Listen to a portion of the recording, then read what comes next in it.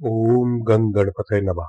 आदरणीय गुरुजनों, आप सभी को मेरा साष्टांग दंडवत प्रणाम तथा मेरे देश के सभी भाई बहनों, आप सबको भी मेरा सादर नमस्कार। मैं आज अपने मेरे मन की बात कार्यक्रम का एक नया एपिसोड लेकर उपस्थित हुआ हूँ। आशा करता हूँ कि पहले की भांति आप मेरे इस एपिसोड को भी ज्यादा से ज्यादा लाइक, सब्सक्राइब और शेयर, ताकि हम सब मिलकर अपने भारत की एक उन्नत और अति विकसित नींव को तैयार कर सके। आदरणीय गुरुजनों, आज मैं आपका ध्यान एक बहुत ही विकट और दुखदाई समस्या की तरफ आकर्षित कर रहा हूं। मैं पिछले कुछ समय से हमारे देश की एक बहुत ही गंभीर समस्या, जो कि हमारे देश के भविष्य, हमारे भारत के उज्जवल भविष्य को रोशन करने वाले दियों के लिए है, हमारा युवा वर्ग जो आजकल न जाने किस मनोव्यथा से ग्रसित होकर आत्महत्या जैसा बहुत ही जघन्य कदम उठा रहा है।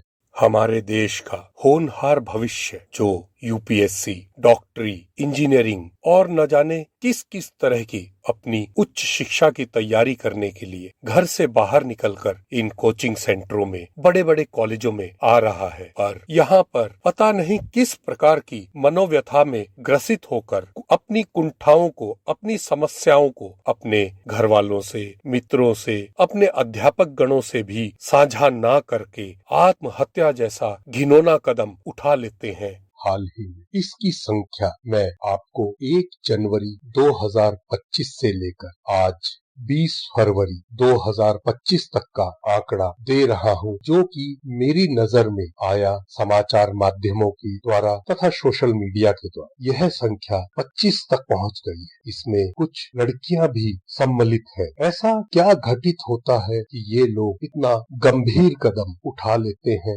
और हमारा प्रशासन और पूरा का पूरा राजनीतिक संस्थान और राजनीतिक गलियारा इसके बारे में कुछ भी नहीं कर पाता। विपक्षी दल सिर्फ और सिर्फ इनकी हत्याओं पर, माफ कीजिएगा मैंने हत्या शब्द इसलिए जोड़ा है क्योंकि कुछ जगह पर हम इन्हें मिलकर रोक सकते हैं, पर प्रशासन द्वारा उचित कदम ना उठाए जाने के कारण और माँ बाप की बढ़ती लापरवाही के कारण ये हमारा युवा वर्ग आत्महत्या जैसा जघन्य अपराध कर लेता है। इसीलिए मैंने अपने इस वक्तव्य में इन आत्महत्याओं में से कुछ को हत्या का नाम संज्ञा दी है। आदरणीय गुरुजनों, आपके वाक्यों से पूरा विश्व आज एक मोती की माला की तरह बनने का प्रयास कर रहा है, तो आपके एक प्रयास से मैं आपका एक शिष्य, एक अनन्य भक्त इन सभी होने वाली आत्महत्याओं को रोकने में आप सबकी बहुत अच्छे से मदद कर सका हूँ। पर आवश्यकता है आप सबके विश्वास की, साथ की और आप सबके आशीर्वाद की, क्योंकि आप सबके आशीर्वाद के बगैर मैं इस कार्यक्रम का एक अंश भी प्रस्तुत नहीं कर सकता हूँ। हमारा देश आज विश्व का सबसे अग्रणी और विकसित देश बनने जा रहा है। विश्व गुरु की भूमिका में हम अपने आप को प्रस्तुत कर रहे हैं, पर यदि हमारे देश में विद्यार्थी, हमारे देश का युवा इस तरह के जघन्य अपराध करेगा तो हम एक सुनहरे भविष्य की परिकल्पना कभी नहीं कर पाएंगे। इससे हमारे राष्ट्र की हानि तो हो ही रही है, पर हमारे देश की भी बहुत ज्यादा बदनामी हो रही है। हमारा देश भविष्य के विश्व में एक आध्यात्मिक गुरु के रूप में अपनी छवि प्रस्तुत कर रहा है, पर क्या नहीं लगता कि इस तरह के जघन्य और कुकृत्य अपराधों को, जो कि इतने ज्यादा हमारे समाज में बढ़ गए हैं, जिनको हम रोकने में नाकाम साबित हो रहे हैं, हम सभी देशवासियों को और खास तौर पर आप मेरे गुरुजनों को मिलकर एक ठोस और महत्वपूर्ण कदम उठाना चाहिए, जिससे कि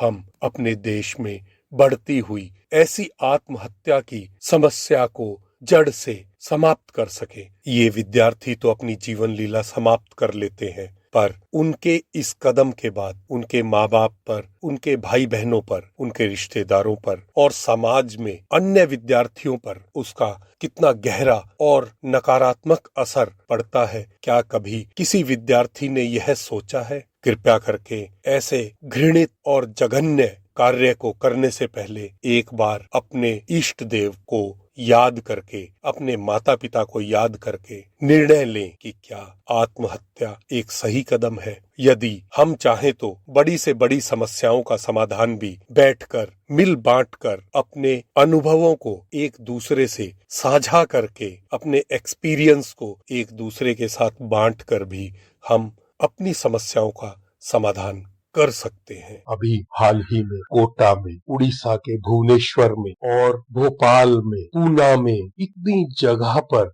बच्चों की आत्महत्याओं की खबरें मैंने देखी है कि मन इतना व्यथित हो गया है कि मैं इस पर यह कार्यक्रम बनाने से अपने आप को नहीं रोक पा रहा हूँ। मुझे आवश्यकता है सिर्फ आप लोगों के साथ की, क्योंकि आप लोगों को दुनिया में हर जगह धैर्य पूर्वक सुना जाता है और आप इन तरह की घटनाओं को भविष्य में होने से रोक सकते हैं और आप में वो सामर्थ्य है कि आप हमारे देश को एक नई ऊंचाई पर, नए भविष्य पर, विकास की एक नई गति को आप दे सकते हैं। इसलिए आप सभी से सविनय निवेदन है, विनम्र निवेदन है कि आप सब मेरा साथ दीजिए, जिससे हम भविष्य में इस तरह की घटनाओं को हमारे देश में होने से रोक सकें। कृपया करके आप सभी विद्यार्थी वर्ग और जो भी लोग ऐसा जघन्य कदम उठाने की सोचते हैं, हाथ जोड़ के विनम्र निवेदन है कि ऐसा कभी मत कीजिए।